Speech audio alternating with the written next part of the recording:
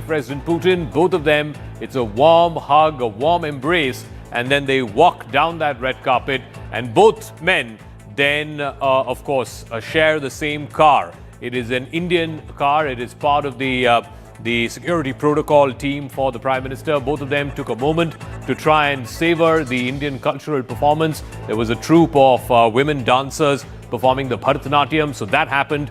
They took a few moments to savor that in, and then thereafter, both Prime Minister Modi and President Putin walk up to this car, this security cavalcade car that's part of the Prime Minister's security protocol. Both of them ride in that same car and head towards 7 LKM, the Prime Minister's residence, where, of course, the Prime Minister is hosting the Russian president, the visiting head of state, in a private dinner followed by restricted talks. And then President Putin leaves for the ITC Moria, where he's staying at the presidential suite for the next 24 hours. So these pictures from the Palam airport, and in a few moments we will get the pictures from 7 LKM as well, where the Prime Minister is hosting the visiting dignitary, the visiting head of state, the president of Russia.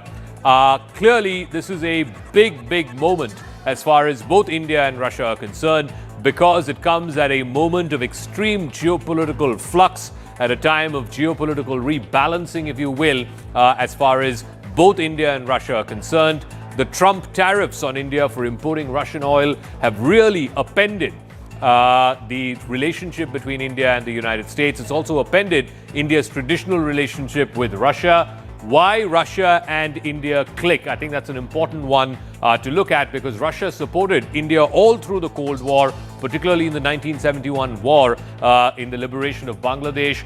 Kashmir vetoes. Every time Kashmir has come up at the United Nations Security Council, it has always been Russia that has backed India. There are defense routes. Remember, more than 50% of India's defense inventory, even today, even after diversification, even after Atmanirbharta, more than 50% of India's defense inventory is Russian origin, whether it's your tanks, your fighter jets, your missile defense systems. There's also old civilizational ties. Both the countries have had independent worldviews. India prides itself for its strategic autonomy, and Russia, of course, is looking at a non-American-led world order. Both sides have also held long memories of Western pressure, Western sanctions, Western hegemony. The last time, in fact, the first time President Putin was here and they started the annual summits, India was still under sanctions, under the nuclear test sanctions imposed by the United States. Now Russia is under sanctions, and also India is facing the tariffs. Discounted Russian oil, that has been a critical aspect of this relationship in the last 3 years since the Ukraine war began. Russia is India's number one energy supplier, number one oil supplier, and that is a factor. India is also a major ally for Russia beyond Beijing. Remember, President Putin said this, his press secretary said this. They want to have the same no-limits partnership that they have with China. They want to have the same thing with India. Are there limits, though, to this Russia, India, China trilateral, as it were?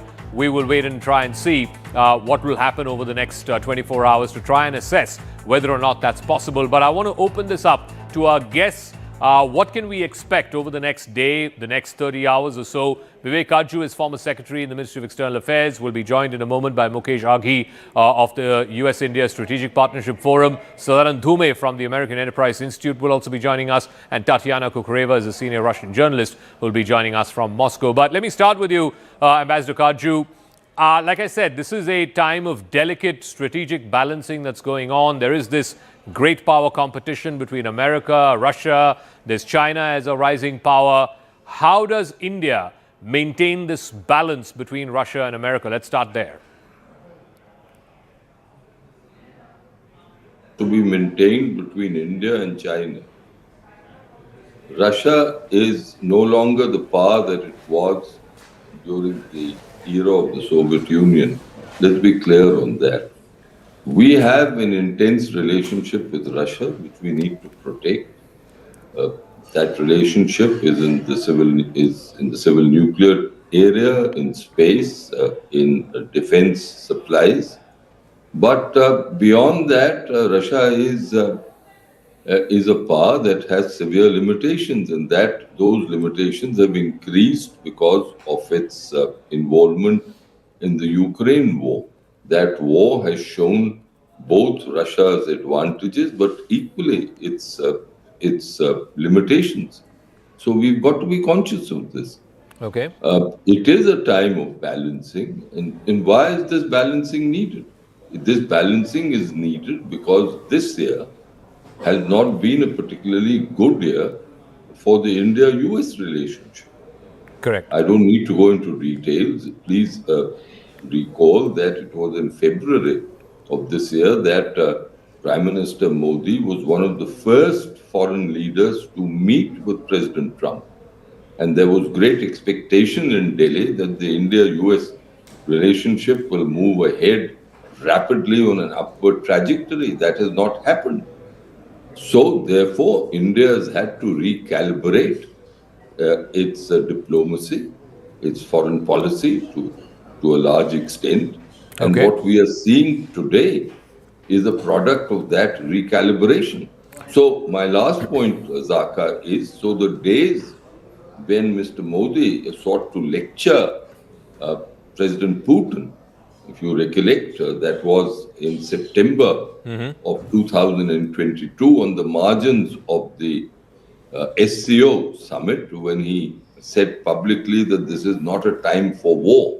Okay. I think that era has gone, and India has had to will have to play a far more delicate game, diplomatic game. But let us also be clear on one point.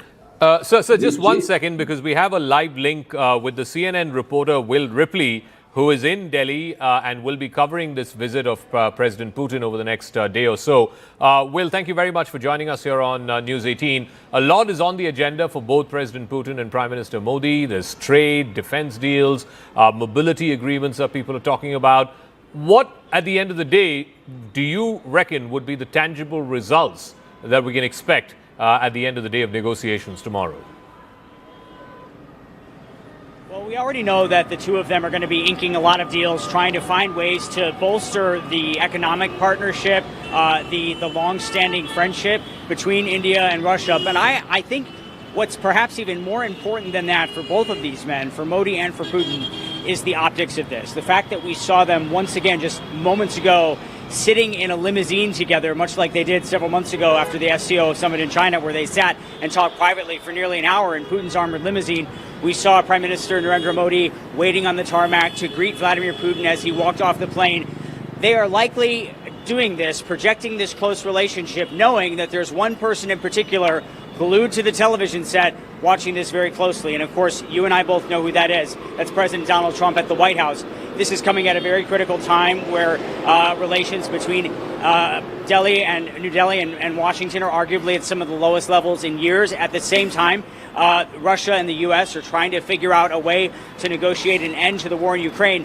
And for Vladimir Putin to be able to come here and stand next to the leader of the world's largest democracy, one of the most powerful leaders in the world, and to stand shoulder to shoulder and project such warmth and friendship, it's a message to Donald Trump, for both Modi and Putin, that they have options no matter what happens with the U.S. How do you think Washington, and in particular the Trump administration, how do you think they're going to view this? The last time, like you said, when they rode together at the SCO summit, I think Trump said something on social media to the effect that I think we've lost India to deep, dark China and Russia. How do you think he's going to view it this time around? Well, I think it's, of course, I don't know President Trump personally, but from what we see publicly and what he says, he might get pretty jealous to see the two of them so close and chatting so in such a friendly way. President Trump loves himself to sit in the limousine and chat with Prime Minister Modi and to sit with Vladimir Putin. He likes to be in the room when these conversations are happening. And so the fact that he is kind of on the outside looking into this, that's not a great position for him to be in, because he needs things from both Modi and Putin. He wants to end very badly the war in Ukraine. The Russians feel that, frankly, they have a lot more leverage in the situation, which leaves the United States to basically do the easier thing and to pressure the Ukrainians to threaten weapons shipments and intelligence sharing and that sort of thing. There's not a whole lot of pressure that the U.S. can put on Russia right now because the sanctions aren't really working that much. Putin's kind of rejiggered his economy to make it an economy that is supported by this war effort. So the Russians can keep waging war as long as they feel they need to, until they get things like the concessions, the land concessions of the Donbass region. And so for President Trump to be watching that and to know that he doesn't have a whole lot of economic leverage either, because of the fact that India is purchasing so much affordable Russian oil, the economic relationship, the military technology, the fighter jet, information sharing that could be negotiated and signed here in the coming hours. All of it certainly leaves President Trump sitting in the White House wondering what he's going to need to do to get himself in the position that he likes, which is a more powerful position than perhaps the United States is sitting in right now. Okay, Will Ripley, many thanks for joining us live covering the visit of President Putin to Delhi. Of course, both of them have now arrived at the Prime Minister's residence, where a private dinner is being hosted by the Prime Minister for the visiting president. Let me also go across and open this up to our panelists. Mukesh Aghi from US-India Strategic Partnership Forum. He's joining us. Tatiana Kukreva is a senior Russian journalist. She's joining us as well, and we'll be joined in a moment by Suzanne Dhume from the American Enterprise Institute. Mr. Aghi, let me start with you. I mean, clearly the backdrop to this entire visit, some would say, the elephant in the room when President Putin and Prime Minister Modi speak will be President Donald Trump. And much of the conversation, I guess, would revolve around India's import of Russian oil, the 50% tariffs that the US has imposed on India. How does India play this delicate balancing act? All right, we're just getting the latest shots from 7 LKM, where both leaders have arrived just moments ago. You can see both of them walk down that red carpet. You've got the Russian flag on the one side, the Indian flag on the other side, and both of them walking in to 7 LKM, which is lit up in the colors of the tricolor and the three colors of the Russian flag, the red, white and blue of the Russian flag and the saffron, white and green of the Indian flag. Both Prime Minister Modi and President Putin getting off that luxury vehicle, walking down the red carpet and going in to 7 LKM, where the Prime Minister is hosting a private dinner for the visiting president of Russia, President Vladimir Putin. As we stay on those pictures, I want to bring in Mukesh Aghi on this note. How will this be viewed in the White House by President Trump? And again, how does India strategically balance its interests at the same time not having to antagonize President Trump? Well, Zaka, first is when you look at the current situation between India and the US, it is driven more by the US in the current scenario. The second part is the relationship is not just about tariff between the two countries. I think the relationship is much broader and deeper. So I think the tariff issue, if you just park aside, we're seeing the trade still moving forward. The students are still coming in. The technology transfer is happening. So that's I would like to say that please let's not focus just on tariff. The relationship is much, much broader. How is this being viewed? I think you have a prime minister who has basically managed this very, very carefully, because you have a country, Russia, which has been with India for many, many years and supported India in every aspect. But at the same time, it's a country which is diminishing power, and economy is in a challenging position, whereas India's largest trading partner is the United States. If you look at the majority of the capital is coming from the U.S. companies. When you look at in the aspect of technology transfer, it's coming more from the U.S. When you look at the global capability centers in India, almost 2,000, 60% are U.S. and creating a lot of innovation in every aspect. So the relationship with the U.S. is still very important, very critical, and it will keep on moving forward. I think the shock of the 50% tariff is gone. India has managed that very well. It has been able to divert a lot of the exports from U.S. to other countries. So I think that leverage which U.S. has kind of dwindled down substantially. So I would say that while Russian president was coming in, we saw a couple of orders on defense deal that the U.S. announced. They're sending a message to the U.S. also saying that the relationship is very important. We will maintain our relationship with our friends, be it China, be it Russia, or be it European Union. So I think from every aspect, India is playing a very strong role as trying to manage a multilateral relationship between different countries. I also want to go across to Tatiana, and both Mr. Aghi and Ambassador Kaju before him, one running theme had been, look, Russia is not the power that it used to be. Yes, India has had a long-standing relationship with Russia, even with the Soviet Union, on the defense front, on other fronts. But it is a diminishing power. It is a declining power. How do you see that? Well, I don't quite agree with that, understandably. If anything, our economy has shown its incredible resilience because, for almost 4 years now, I've heard this. We've heard this every year, saying, "Okay, your economy is going to collapse. You're not going to survive this," and yet here we are. And our economy has actually not just not collapsed, like some of the European countries who are experiencing huge economic troubles due to the sanctions that were originally imposed on Russia. So the fact that we've managed to regroup, restructure the economy shows that Russia is not only a huge power that needs to be taken seriously, because again, we can't just stick to the same narrative of, oh, look, well, Russia's under sanctions, it's struggling, and it's not going to be the same power it used to be. Yes, of course, the Soviet Union was quite a different story. But look at, and first of all, I mean, we need to look at what is on the table for this visit. Russia has been involved, for instance, in the nuclear industry with India since 2002, if I'm not mistaken. And right now, Russia is at the forefront of technology when it comes to small modular reactors. This is not going to change.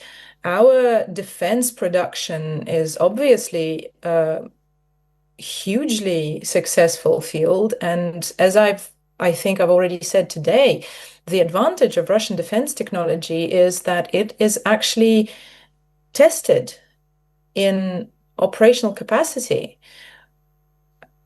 So there are a lot of things that can be discussed. There's a lot of diversification to this relationship that is on the table during this visit. And I believe that,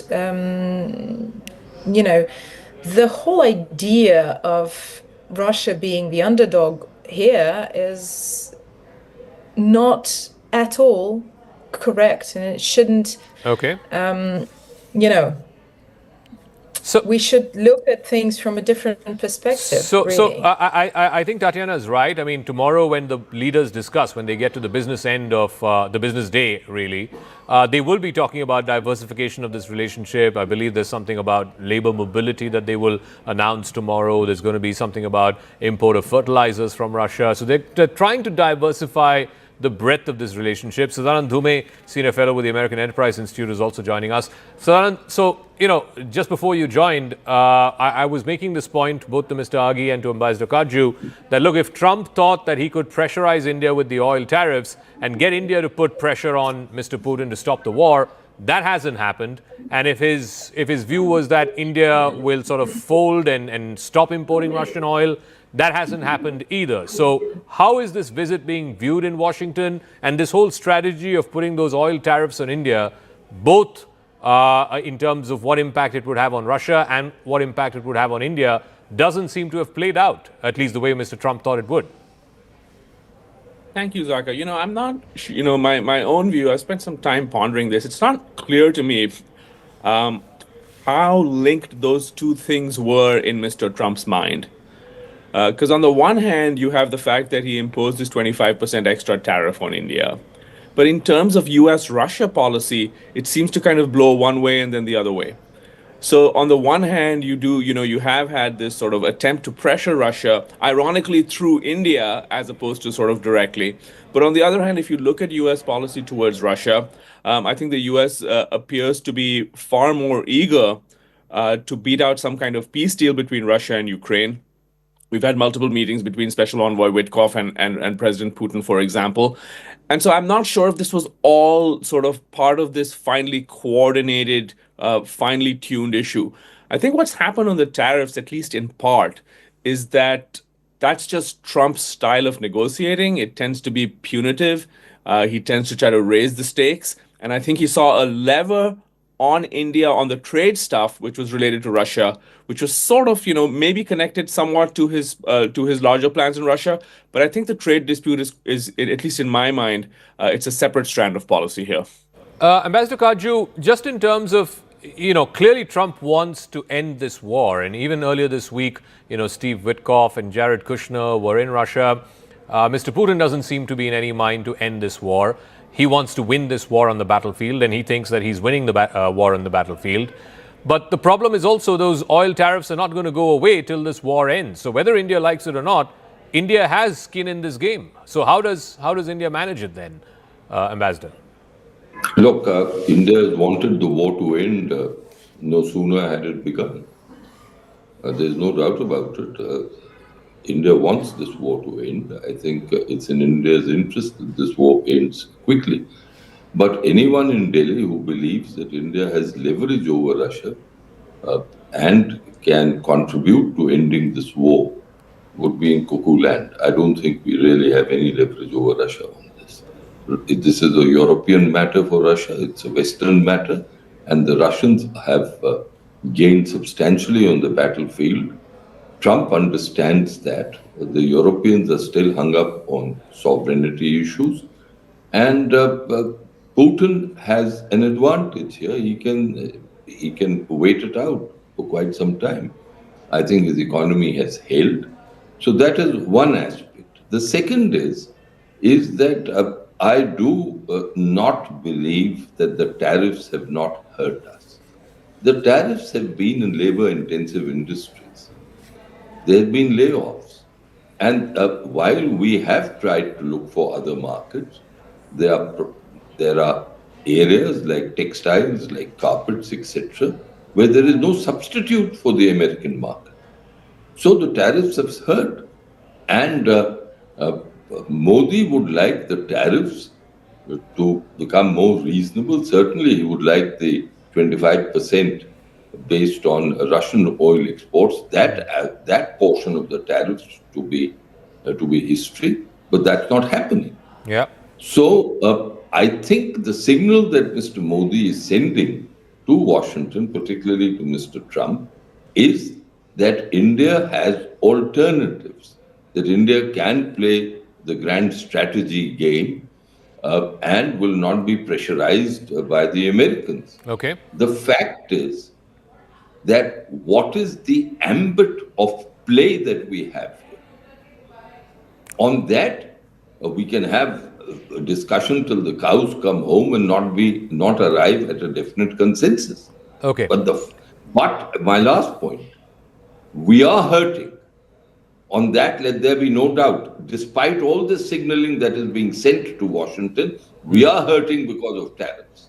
So Mr. Aghi, the problem here is that Trump has undertaken a strategy. I'm not sure the results are paying off.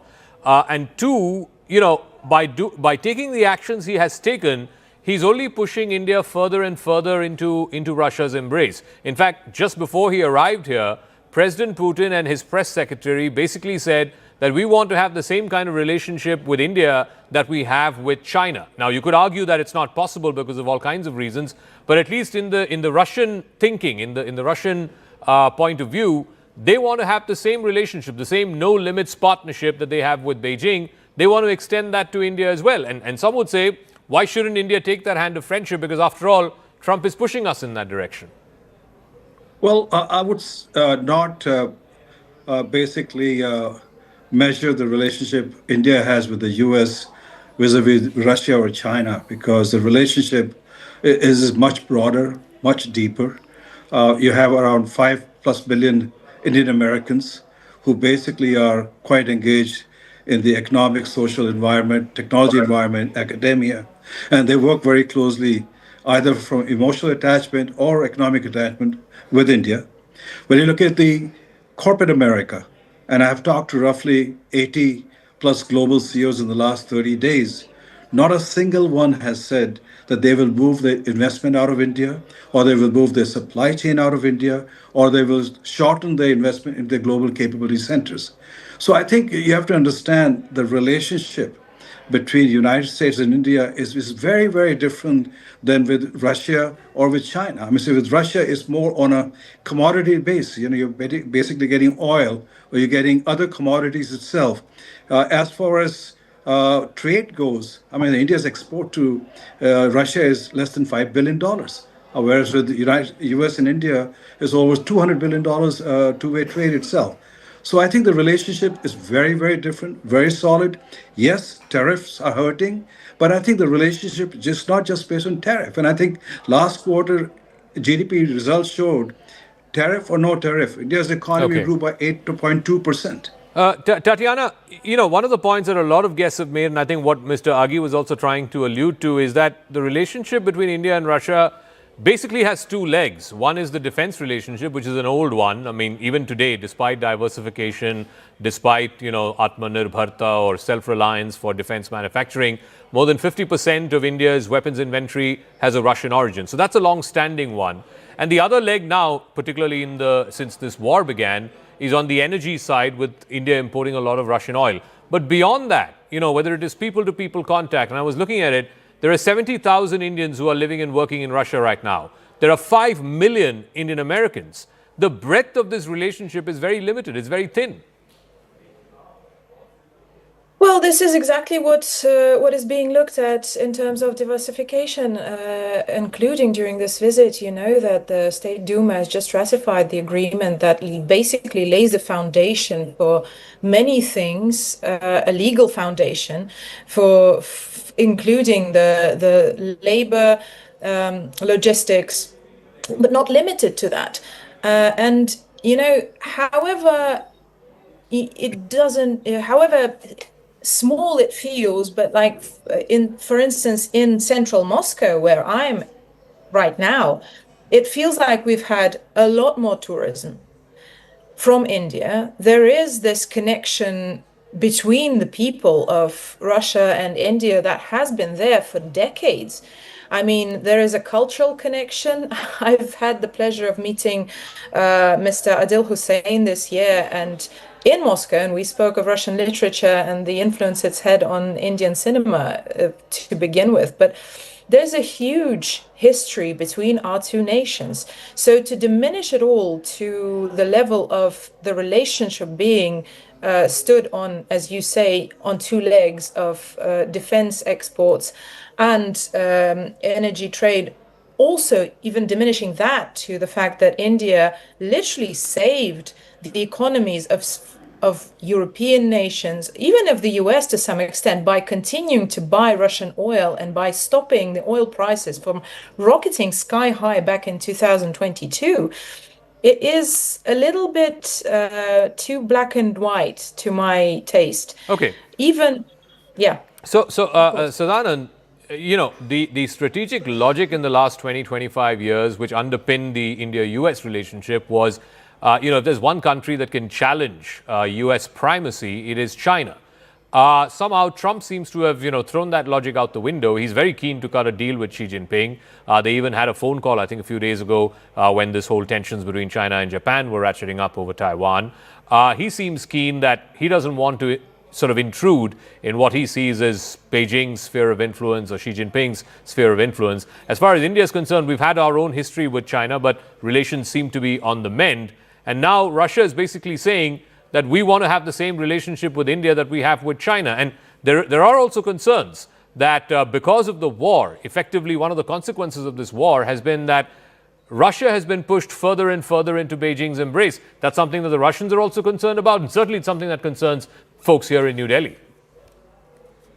See, Zach, the way I see it, even if you sort of, for a moment take I will come to the US part of your question, but even if you take the US out of the equation for a second and pretend that we were having this conversation, let's say in April this year, when US-India relations looked really strong, looked to be on an upswing, Vice President J.D. Vance was in New Delhi and so on, right? Even at that moment, if we'd had a discussion about the India-Russia relationship, I agree with Tatiana that there's great sentiment. There's a certain amount of, there are cultural links, certainly going back to the, to the Soviet era where Moscow was quite sophisticated in terms of how it reached out to India and Indian elites and so on. So there's a sentimental element that's certainly there. But if you sort of go beyond that, right, the energy spike only dates to 2022. Before 2022, India had, the amount of energy India imported from Russia was vanishingly small. It was just less than a percent. And then you have the arms industry, which has been very important, as you pointed out. 50% still matters. But again, there, if you look at the CIPRI data, it has come down dramatically, right? India has gone from basically being, having roughly 70% of Indian arms imports being of Russian origin to the last 5-year period I looked at, it was down to 35%. Still number one, but to go from 70% to 35% is a very dramatic decline. So what we had until this recent kerfuffle with the US was a strong relationship. Nobody ever thought that India was going to cut its ties with Russia. India has a strong independent relationship with Russia that goes back for decades. It's been mutually reinforced. But the larger strategic dilemma remains, which is that if you look at Eurasia, the economic map of Eurasia has changed very dramatically over the last 25 years. And China has been the big gainer. India has been the second big gainer. And Russia, though it may not be collapsing, is really not in the picture. And so what India finds itself is that it has a China problem with Russia, whether it likes it or not. Now, ideally, from an Indian perspective, the US would be engaged in great power competition. It would view China as its major adversary or rival, and that would continue to be something that drives US-India relations closer. Okay. We have an idiosyncratic president in the White House right now who appears to have abandoned that. And that has created all kinds of chaos in the US-India relationship. But India's questions about the Russia-China relationship and Russia-China closeness and Russia dependency on China, those predate this current kerfuffle with India, and those aren't going away because they're based on very strong numbers. The fact is that the Chinese economy is vastly larger than the Russian economy. And the fact is that since 2022, Russia has become much more dependent on China. I'm not blaming anybody. I'm just saying this is just a reality. Mm-hmm. And this raises questions for India. It raises questions for Indian defense planners. How much could it rely on Russia in a crunch? All right, just one final word. I'm really out of time, Ambassador Kachu. You are putting a hand up, so just one sentence, please. What is it? Just one sentence, yeah, Zaka. please. I think there is a personal angle, and we know that these great leaders today, President Trump, Prime Minister Modi, President Putin, and Xi Jinping, lay a great deal of emphasis on personal chemistry. I think Trump's actions have deeply embarrassed Prime Minister Modi. And what we are seeing today, which is a good thing for the India-Russia relationship, I'm all in favor of the strengthening of this relationship. But let us not forget that there are personal signals being sent out by Mr. Modi to President Trump. Okay. All right, we'll leave it at that. Thank you very much, Ambassador Kaju, Susanna Dhume, and Mr. Mukesh Aghi. Thank you very much indeed for joining us here on this special coverage. But what's really at stake as far as the India-Russia relationship is concerned, I do a little deep dive into what to expect over the next 2 days.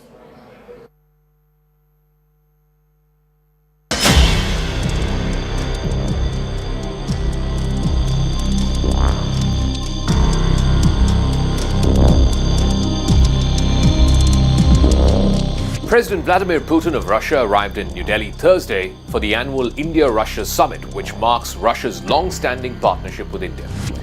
President Putin and Prime Minister Modi are expected to discuss a wide range of issues from defense to energy to talent mobility.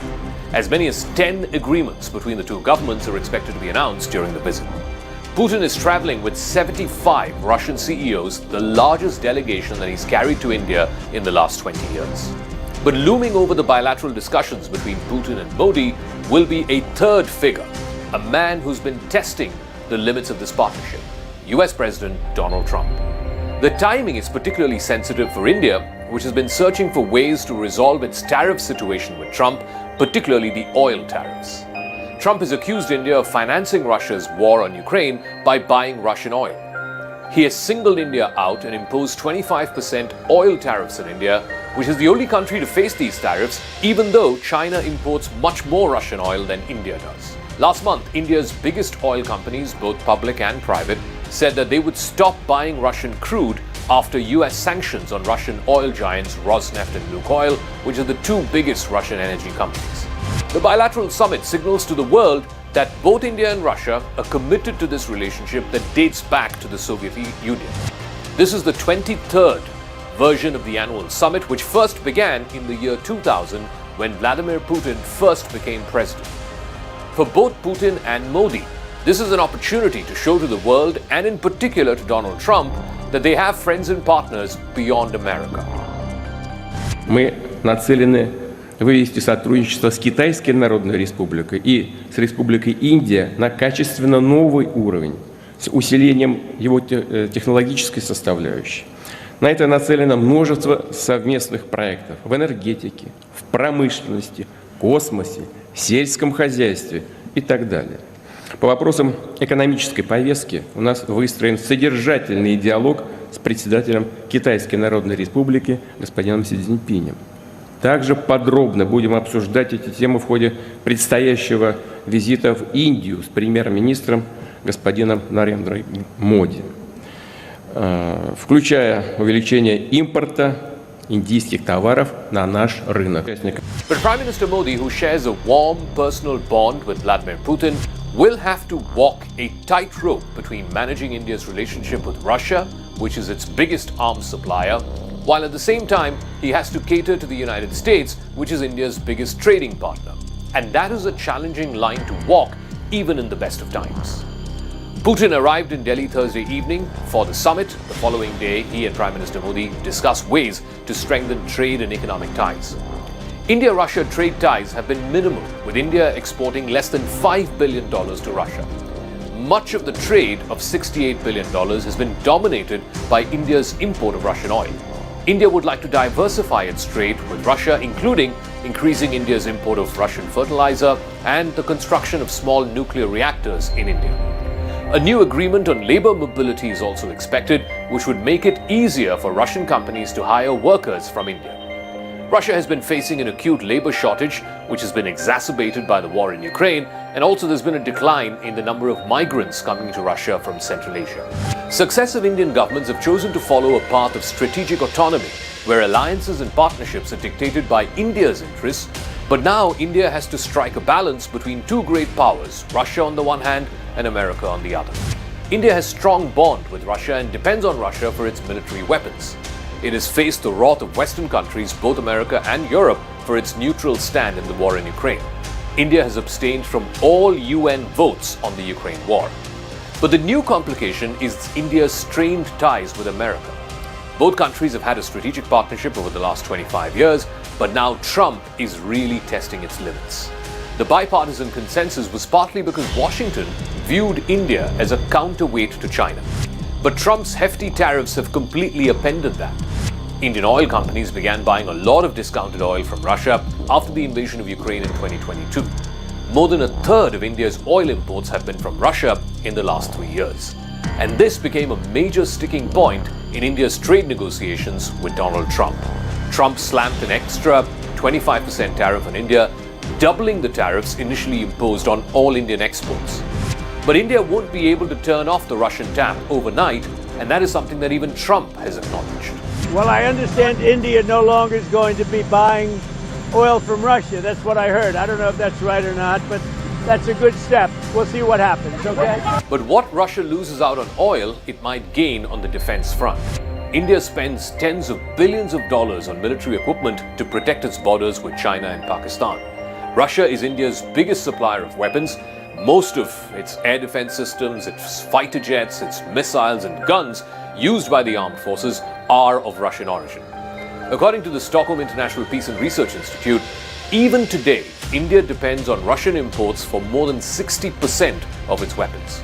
During Putin's visit, India could potentially announce the purchase of more S-400 air defense batteries.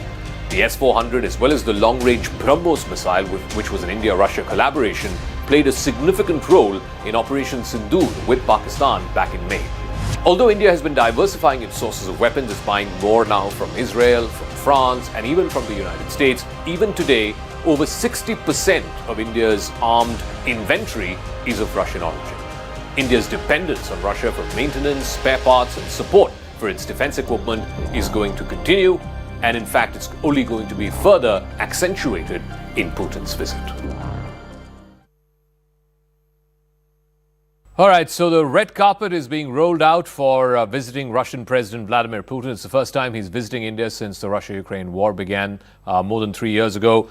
What to expect and how may this be watched and viewed and assessed in Washington, particularly by Donald Trump, the US president? Joining me now is a very special guest, one of the foremost Russia scholars in the world. Professor John Mearsheimer is with the Political Science Department at the University of Chicago. Thank you very much, Professor, for speaking with us. So a lot of pomp and ceremony, a lot of agreements are expected to be signed between India and Russia. This is the first time that President Putin is visiting India since the war in Ukraine began. What sort of message do you reckon India, the government, Mr. Modi is sending out through this visit, and particularly what sort of message, how will it be viewed in the White House? Well, the fact is that the White House would like to drive a wedge between Russia and India. The main reason, I believe, not the only reason, but the main reason that the White House is angry with India these days is in large part because India has close relations with Russia and is importing a lot of Russian oil. And as everybody knows, the United States wants to force Russia. They want to coerce or compel Russia to end the war in Ukraine. And we believe here in the United States, I don't believe this, but most people in the United States believe that if we can get India and China to cut off the flow of oil from Russia to those two countries, that will force Russia to reach a deal on Ukraine, which is what the White House wants. And they therefore view India as an obstacle toward achieving that end. But what then explains why only India is facing these oil tariffs? China imports more Russian oil than India does, but there's no oil tariffs on China. Well, it's because China has much more economic leverage over the United States than India does. Trump tried to play hardball with China. He tried to get tougher with China than he has been with India. But he failed because the Chinese have a number of cards they can play involving things like rare earths and rare earth magnets that the United States desperately needs. So Trump was forced to back off vis-a-vis China, but he's not been forced to back off vis-a-vis India. So he continues to see India as the one country that he can pressure to help force the Russians to reach some sort of agreement on the Ukraine deal. But this is obviously not going to happen. But the view here in India, Professor, seems to be that Trump is only forcibly pushing India more into the Russia corner by imposing these sanctions on Russian oil. And there's nothing to suggest in the last 3 months since these sanctions have come in place, since these tariffs have come in place, there's nothing to suggest that Indian import of Russian oil has actually come down. If anything, it's actually remained at the same level or gone up marginally. Absolutely. I mean, I think this is a remarkably foolish policy. I think that the Trump administration, which came into office looking like it was going to have excellent relations with India, has fundamentally moved in the wrong direction by causing all sorts of trouble with India, mainly by putting 50% tariffs on India, is a fundamental mistake. And the idea that you can get tougher and tougher with India and India is going to cave, I believe, is misguided thinking. And at what point does Trump relent? And if he doesn't relent, then can India sort of offset some of the damage that it's seeing in the India-US trade relationship? Can it sell some of those products to Russia or to Europe or anywhere else in the West? Well, the problem here is the Ukraine war, right? In fact, Trump wants to have good relations with both Russia and India. I know this sounds odd, but Trump is interested in settling the Ukraine war and improving U.S.-Russian relations. And he has no interest in having bad relations with India. It makes no sense unless you think that is a way of solving the Ukraine crisis. So the taproot of this whole problem involving the United States, Russia, and India is the Ukraine war. Trump thought that he could settle it before he moved into the White House, and certainly settle it once he moved into the White House. But he has failed, and he's desperate now. And the end result is that he has not been able to improve relations with Russia, and in fact, U.S. relations with India have gone south. And because there is no evidence that the Ukraine war is going to be settled anytime soon, there's going to be no improvement, in my opinion, in either U.S.-Indian relations or U.S.-Russian relations. And I think the best thing India can do at this point in time is make sure that it maintains good relations with the Russians, but doesn't do anything to antagonize the Americans any more than they've already been antagonized. So where is that war as you see it? I mean, this week, Steve Witkoff, who is Trump's envoy, Jared Kushner, his son-in-law, were at the Kremlin. They spent 5 hours speaking to Putin. Do you think the needle is moved? Are we anywhere closer to finding a ceasefire or some kind of temporary truce? What is your assessment? Absolutely not. And Ushakov, Yuri Ushakov, who is the principal Russian spokesman on this issue and who was present at the meeting, made it very clear afterwards that there has been no progress at all. And I believe there cannot be any progress, that there's no way that this war can be settled diplomatically. And that's because the Russians on one side and the Ukrainians and the West on the other side have irreconcilable goals. There's no way that the Ukrainians and the Europeans are going to cave in to Russia's principal demands. And the Russians have made it clear that those principal demands are non-negotiable. So there's no way you're going to get a deal here. And therefore, this meeting in Moscow for 5 hours was just a waste of time. This is going nowhere. So the problem that India faces is that the problem is not going to go away. And at some point, the Russians are going to win on the battlefield. And this is going to cause huge trouble for Trump. Trump is in trouble on a number of fronts, both domestically and internationally. And if the Ukrainians fall apart in their fight against the Russians, this will be a huge black mark for the Trump administration. And this is the context in which India operates. And India is in a very delicate position, in my opinion. And what India should do, I think, is just downplay its antagonism with the United States as much as possible, say all the right things, but fully understand that there's not anything they can do to meaningfully improve relations with the United States until the Ukraine war is settled one way or another.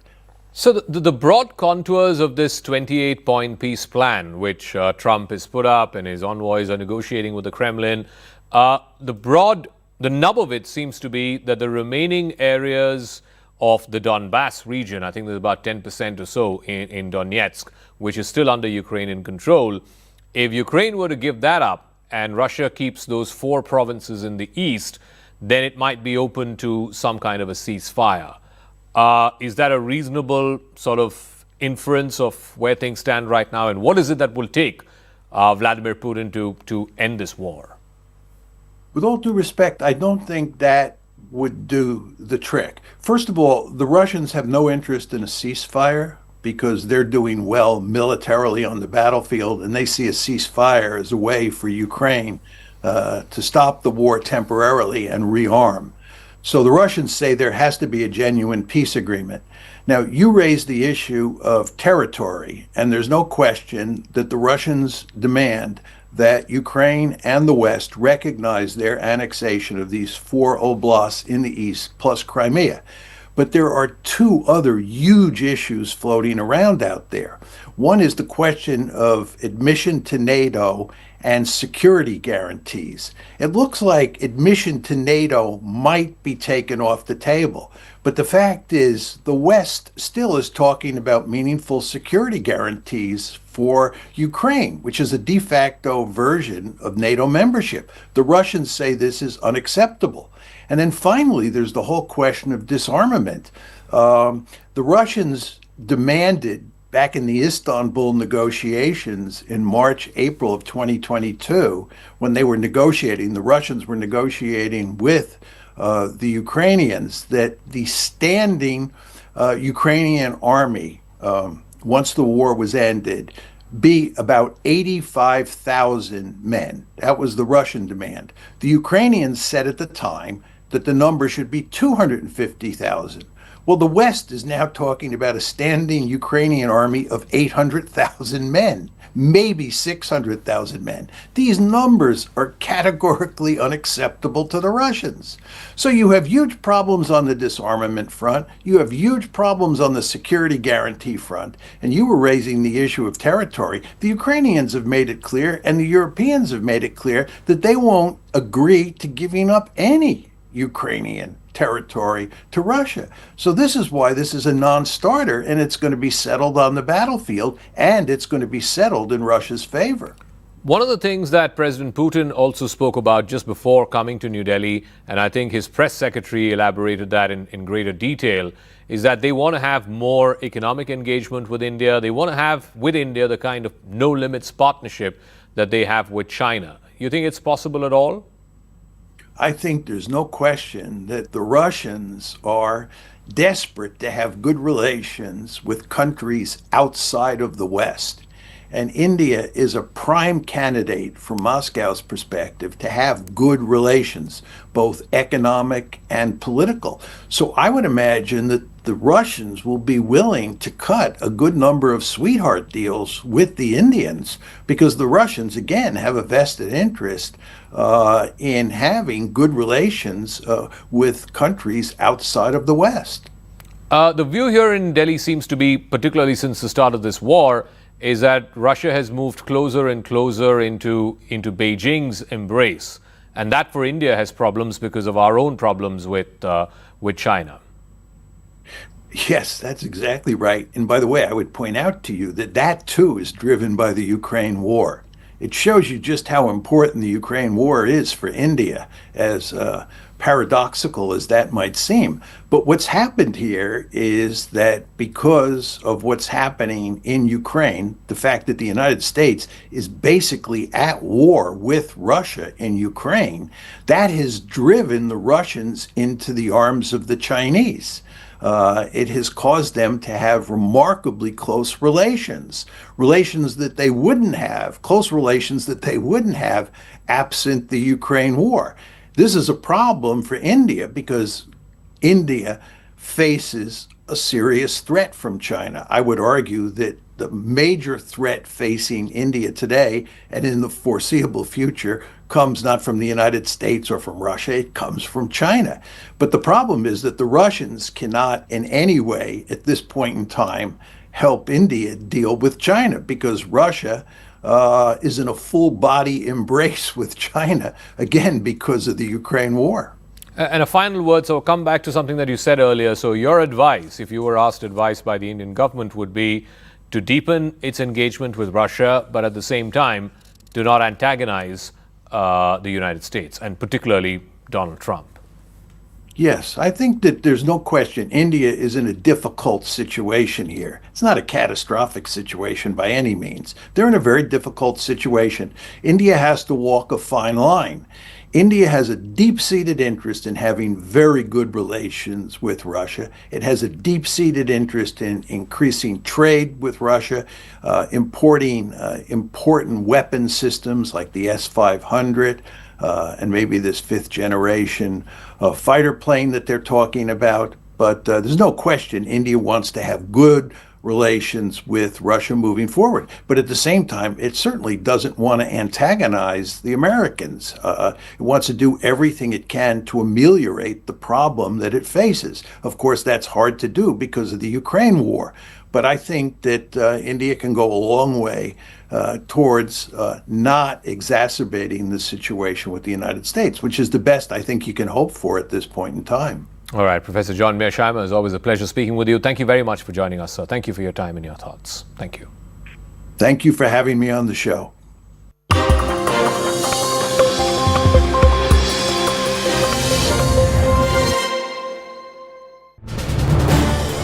This is News 8.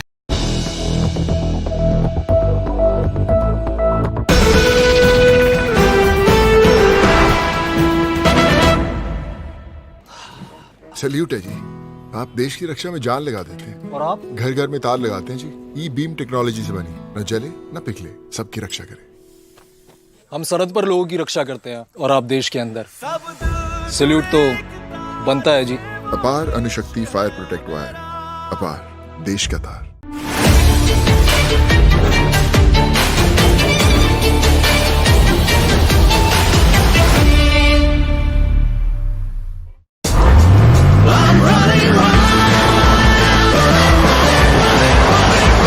All new Hyundai Venue, tech up, go beyond.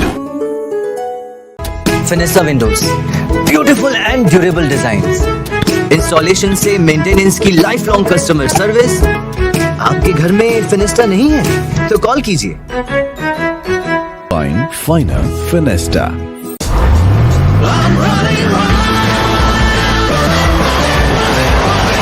The all new Hyundai Venue, tech up, go beyond. Conversations, the broad contours of the conversation would have already begun. Yes, they are stepping in together. They are stepping in together. They are going together. There you go. The import of this is important. This looks like the president's vehicle. The president's vehicle in which Prime Minister Narendra Modi is also seated. The president sitting right behind the chauffeur, the driver's side, and Prime Minister sitting to the president's left. And the two leaders are already conversing. The SPG, the Russian security protocol, all of them sitting there. There are pictures that are being taken of the two leaders, and we'll have those pictures also being released in a bit. But Shashangi is with us. This is significant. After Tianjin, the second time the two leaders are traveling in the same vehicle. This is very rare.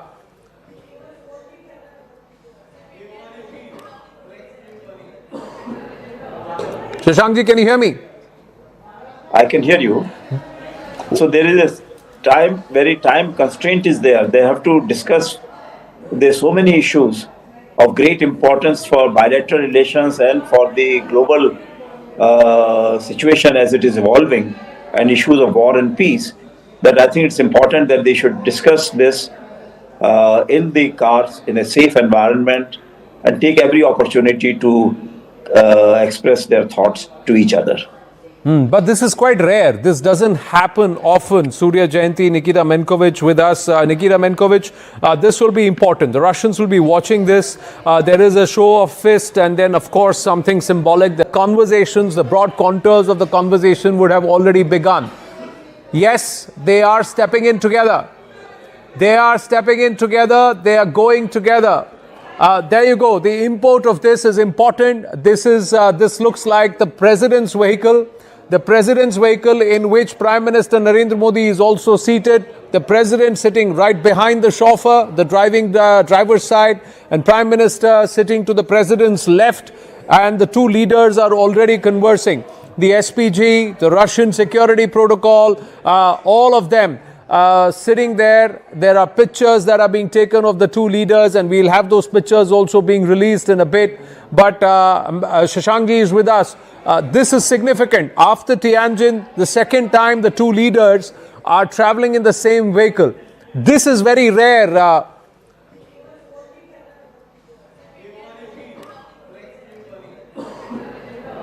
Shashankji, can you hear me? I can hear you. So there is a very time constraint is there. They have to discuss. There's so many issues of great importance for bilateral relations and for the global situation as it is evolving, and issues of war and peace, that I think it's important that they should discuss this in the cars in a safe environment and take every opportunity to express their thoughts to each other. But this is quite rare. This doesn't happen often. Surya Jayanti, Nikita Menkovich with us. Nikita Menkovich, this will be important. The Russians will be watching this. There is a show of fist and then, of course, something symbolic. There's a conversation that's happening. We can see the Prime Minister quite animated. But this is important. President Putin doesn't do this often with many leaders. Nikita. This meeting is really important for both countries.